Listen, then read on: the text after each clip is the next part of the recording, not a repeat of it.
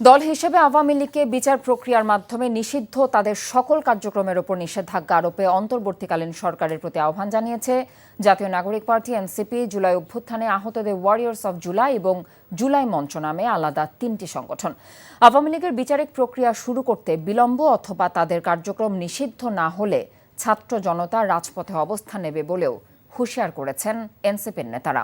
Niamul Aziz সাদেকের report. Awami লীগকে নতুনভাবে রাজনীতিতে আনার উদ্যোগ নেওয়া হচ্ছে বলে সম্প্রতি সামাজিক যোগাযোগ মাধ্যমে যে খবর বেরিয়েছে তারই প্রতিবাদে মুখর ছাত্র সংগঠন ও বিভিন্ন নাগরিক প্ল্যাটফর্ম। শাহবাগে অবস্থান নিয়ে জুলাই মঞ্চের কর্মীরা আওয়ামী লীগ নিষিদ্ধে স্লোগান দেন।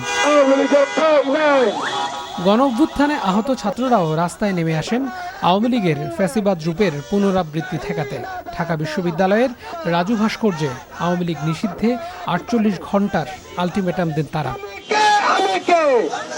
জাতীয় নাগরিক পার্টি শাহবাগে মহানগর দক্ষিণের নেতাকর্মীদের নিয়ে সমাবেশ করে।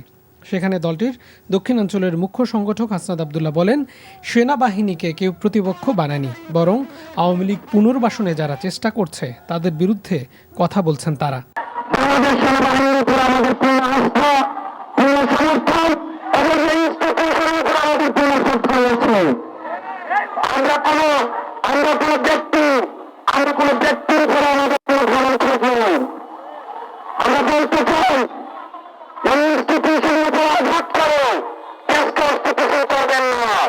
দলটির সদস্য সচিব আখতার হোসেন বলেন, এক বিন্দু রক্ত থাকতে আওয়ামী লীগের বিকল্প কোনো রাজনীতি হতে দেবে না এনসিপি।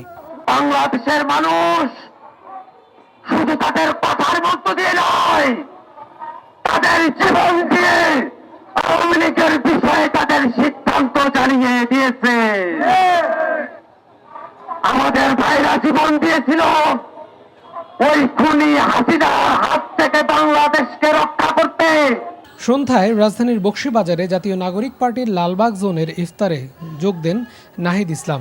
বলেন, আওয়ামী লীগের ফ্যাসিবাদের যাত্রা শুরু হয়েছিল ১/১১ বন্দোবস্ত থেকে। দেশে নতুন করে আর কখনো ১/১১ হতে দেয়া হবে না। যে আওয়ামী লীগের পুনর্বাসন নিয়ে নানা ধরনের ষড়যন্ত্র এবং পরিকল্পনার কথা আমরা বিভিন্ন জায়গায় শুনতে পাচ্ছি। আমরা খুবই স্পষ্টভাবেই বলেছি এবং আজকের এই অনুষ্ঠান থেকে আবারও বলে দিতে চাই, আওয়ামী লীগের পুনর্বাসন কোনো ধরনের পরিকল্পনা করলে তাকে কঠোর হস্তে দমন করা হবে। আমরা এই প্রতিষ্ঠানগুলোর বিরুদ্ধে নয়, প্রতিষ্ঠানগুলোকে আমাদের পুনর্গঠন করতে হবে, দাঁড়া করাতে হবে, কিন্তু যারা এই শাস্তি জড়িত সেই জড়িতদের অবশ্যই শাস্তির আওতায় আনতে হবে।